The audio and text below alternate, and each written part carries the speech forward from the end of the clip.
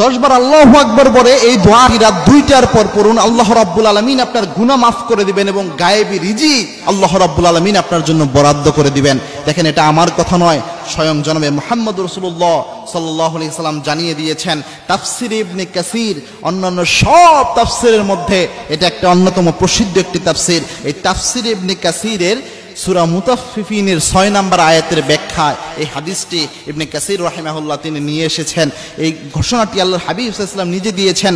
আয়েশা রাদিয়াল্লাহু তাআলা আনহা এই হাদিসটি বর্ণনা করেছেন। দেখেন, আমরা রিজিকের সমস্যায় অনেক ভাইরা ভুগি অনেক সময়, এবং কি অর্থনৈতিক সমস্যা আমাদের অনেকের রয়েছে, অনেকের ফিনান্সিয়াল ক্যাপাবিলিটি অনেক কম থাকে, ফিনান্সিয়াল প্রবলেমে ভোগেন অনেকে। এই ক্ষেত্রে কোনো সমাধান রয়েছে কিনা আপনারা প্রায়ই জানতে চান। আল্লাহর হাবিব সাল্লাল্লাহু আলাইহি ওয়াসাল্লাম রাতের বেলায় এই আমলটা করতেন, এবং কি রাতের বেলায় আল্লাহ রাব্বুল আলামিন প্রথম আসমানে নেমে আসেন। প্রথম আসমানে নেমে আসে আল্লাহ রাব্বুল আলামিন ডাকতে শুরু করেন, হাল মিন মুস্তাগফিরিন ফাগফিরাল্লাহ, কে আছো গুনাহ করে ফেলেছো, আমি আল্লাহর কাছে মাপ চাও, তোমার জীবনের সব গুনাহ আমি আল্লাহ মাফ করে দেব। কে আছো, কার রিজিকের সমস্যা, কার অর্থনৈতিক সমস্যা, কার কোন সমস্যা রয়েছে, আমি আল্লাহ রাব্বুল আলামিনের কাছে চাও, তোমার সব সমস্যা আমি আল্লাহ সমাধান করে দেব।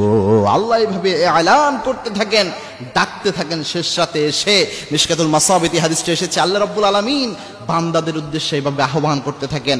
ওই অবস্থায় কোনো বান্দা যদি আল্লাহ রাব্বুল আলামিনের কাছে চায়, রাতের বেলায় কোনো বান্দা যদি আল্লাহ রাব্বুল আলামিনের কাছে কিছু চায়, আল্লাহর হাবিব সাল্লাল্লাহু আলাইহি ওয়াসাল্লাম জানিয়েছেন সেই দোয়া আল্লাহ রাব্বুল আলামিন খালি হাতে ফেরত দেয় না। সেই বান্দার ডাক আল্লাহ রাব্বুল আলামিন কখনো ফিরিয়ে দেয় না।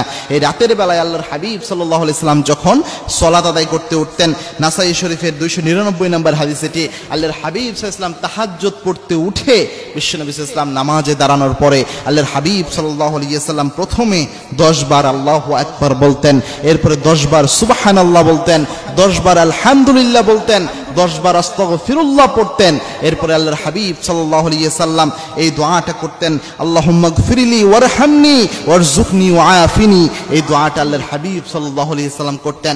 সাহাবা একরাম তারা নিজেরাও এই আমলটা করতেন। এই আমল যদি আপনি করতে পারেন, এই 10 বার আল্লাহু আকবার, 10 বার সুবহানাল্লাহ, 10 বার আলহামদুলিল্লাহ, 10 বার আস্তাগফিরুল্লাহ, এটা পড়ার পর এই দোয়াটা পড়ে আপনি যদি আল্লাহ রাব্বুল আলামিনের কাছে কোনো কিছু চাইতে পারেন, এই দোয়ার মধ্যেই কিন্তু ওয়ারযুকনি শব্দটা রয়েছে, অর্থাৎ আল্লাহ আমাকে অসংখ্য অগণিত রিজিক আপনি আমাকে দান করেন।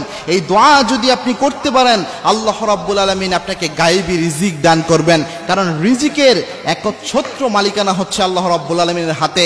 আল্লাহ রাব্বুল আলামিন যাকে চায় অগণিত অসংখ্য রিজিক, বেহিসাবি রিজিক আল্লাহ রাব্বুল আলামিন তাকে দান করে দেয়। সুতরাং রিজিক প্রয়োজন হলে ফাইজা সাআলতা ফাসআলিল্লাহ, পৃথিবীর কোনো মানুষের কাছে ধন্না দিয়েন না, আল্লাহ রাব্বুল আলামিনের কাছে চান, আল্লাহ রাব্বুল আলামিন আপনাকে রিজিক দিতে পারেন।